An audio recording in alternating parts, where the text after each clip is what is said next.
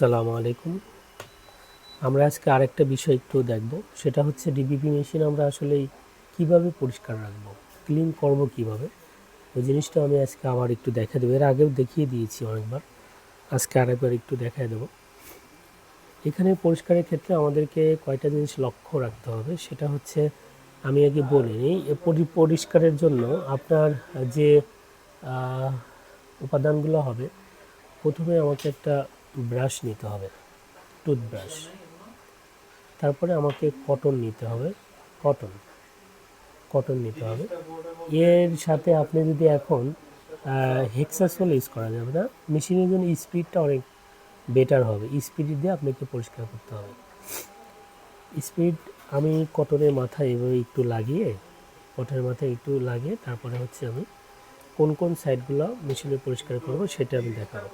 এখানে দেখেন, এখানে এই যে দুইটা বি গ্রুপ, এই যে বি, এখানে লেফট অ্যান্ড রাইট সাইডে দুইটা বি গ্রুপ রয়েছে। এই যে ড্রেনটা আমি একটু খুলে দেখাই, কোডটা খুলে দিলেই বুঝতে পারবেন। এখানে দেখেন এই যে কোর, এটাকে বলা হলো বি গ্রুপ।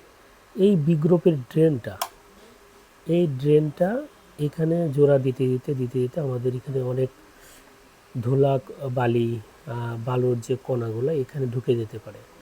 তো এগুলো আমাদের যখনই এখানে ময়লা হবে তখন এখানে আপনার হচ্ছে কোডটা দিলে পরে কোডটা ভালো করে বসবে না। কোডটা ক্যামেরাতে উপরের দিকে দেখাবে, হ্যাঁ, নিচে একদম ডাউনে দেখাবে, ভালো করে বসবে না। সেই ক্ষেত্রে আমাদের এখানে আমরা ব্রাশ দিয়েও করতে পারি, ব্রাশ দিয়েও পরিষ্কার করতে পারি, অথবা অথবা আমরা একটা ইন্ডিকেটরের যে ব্লেডটা সেটাও ইউজ করতে পারি।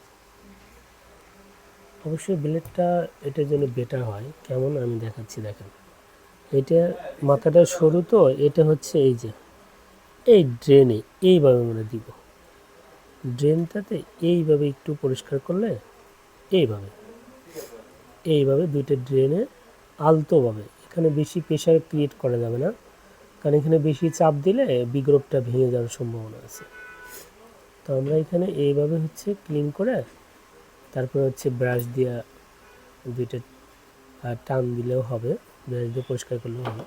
তারপরে সর্বশেষ আপনাকে করতে হবে কি, কটন নিতে হবে। এই কটন নিয়ে এখানে দেখেন এই ইলেকট্রোডের নিচে, ইলেকট্রোডের নিচে দুইটা ক্যামেরা রয়েছে। এই ইলেকট্রোডের নিচে একটা ক্যামেরা, এই ইলেকট্রোডের নিচে একটা ক্যামেরা, দুইটা ক্যামেরা, দুই সাইডে দুইটা ক্যামেরা। তখন আমরা কটন নিয়ে এইভাবে দুইটা ক্যামেরা একটু পরিষ্কার করে দেবো, এইভাবে এইভাবে পরিষ্কার করে দেবো। এবার আমরা স্পিড মাথায় লাগিয়ে এটা এভাবে করতে পারি। তারপরে শুকনো পাশ দিয়ে লাস্ট ফিনিশিং দিতে পারি। তারপরে আপনাকে দেখতে হবে এই যে ঢাকনা, এই যে ঢাকনা, মেশিনের ঢাকনার সাথে এখানে দুটো মিরর থাকে। এই দুটো মিররও আমাকে পরিষ্কার করে নিতে হবে। এখানে ধোয়া ধোয়া ভাব থাকে, ধোঁয়াশা ধোঁয়াশা ভাব, যার কারণে ওরা ভালো করে সেন্স করতে পারে না। এই দুইটা সেন্সর, এই দুইটা মিরর, এখানে যে দুইটা সেন্সর রয়েছে, এই একটা সেন্সর, একটা সেন্সর লেজার লাইট, এই দুটোকে ওরা ইনস্ট্রাকশন দেয়। ইনস্ট্রাকশন দেওয়ার পরেই কিন্তু কোড দুইটা মাঝে আসে, তারপরে হচ্ছে জোড়াটা দেয়।